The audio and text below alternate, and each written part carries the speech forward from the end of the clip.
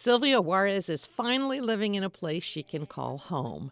It's taken 18 years for the 51-year-old from Mexico to own a home, and now she's having a great time making it her own, sewing and hanging her own curtains. And see, the other one is short, but it's fine. It was in the mid-2000s when she divorced and suddenly was in need of a house for herself and her 3 small children. Driving around one Sunday in northeast Kansas City, she saw a house with a sign out front, "For sale by owner." She called the number and soon was meeting with Travis Overs at a local Denny's restaurant.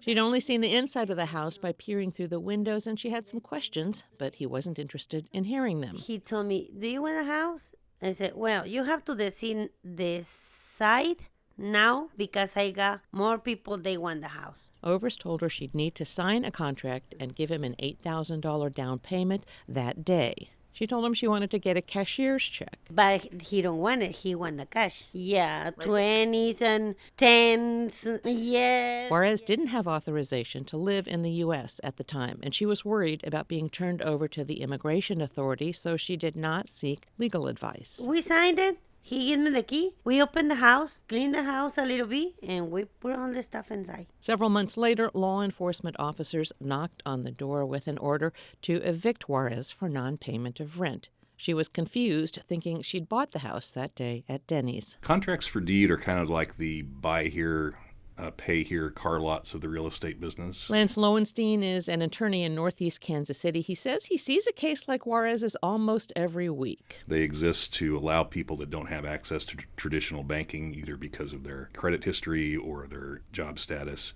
It gives them an opportunity to buy real estate. Here's how contracts for deed work. The seller is also the lender, collecting a down payment and a monthly installment, often at higher than standard interest rates.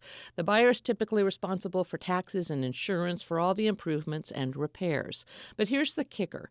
If a buyer misses one monthly payment, whether they've been paying for 3 months or 23, the seller can take back the property and keep any investments made up to that point. The rent, the maintenance, improvements, all of it. Sarah Mancini with the National Consumer Law Center says these arrangements rarely end up with the buyer owning the home. The buyer is being told they have all the duties of homeownership, but they don't get the protections of a right to foreclosure, and they don't have a deed, and they don't have the right to sell the home and realize the equity. These sometimes sketchy real estate instruments became common in the Midwest when Wall Street hedge funds swooped in after the housing crisis and bought properties in bulk out of foreclosure or from government-sponsored mortgage buyers, Fannie Mae and Freddie Mac. The houses were often uninhabitable and in low-income communities disproportionately made up of Black and Latino people or immigrants because of the history of redlining and other discriminatory real estate practices. For Tiffany Martino, it was moving to North Platte, Nebraska from Oregon, where housing prices were much higher, that got her into trouble. She was happy when she found a home for $78,000. She was grateful to find a seller who would negotiate a $1,400 down payment and $500 a month in rent. She ended up putting some $10,000 into the property and made about $30,000 in rent payments over 5 years. But she fell behind and says at one point she was $3,000 in arrears. Her landlord took her to court. Rather than go to trial, her attorney advised her to settle.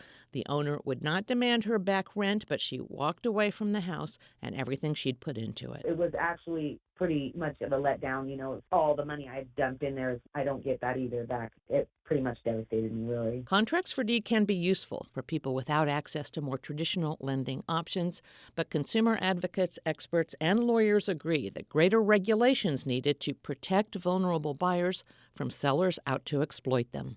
With Steve Vockrodt of the Midwest Newsroom, I'm Laura Ziegler.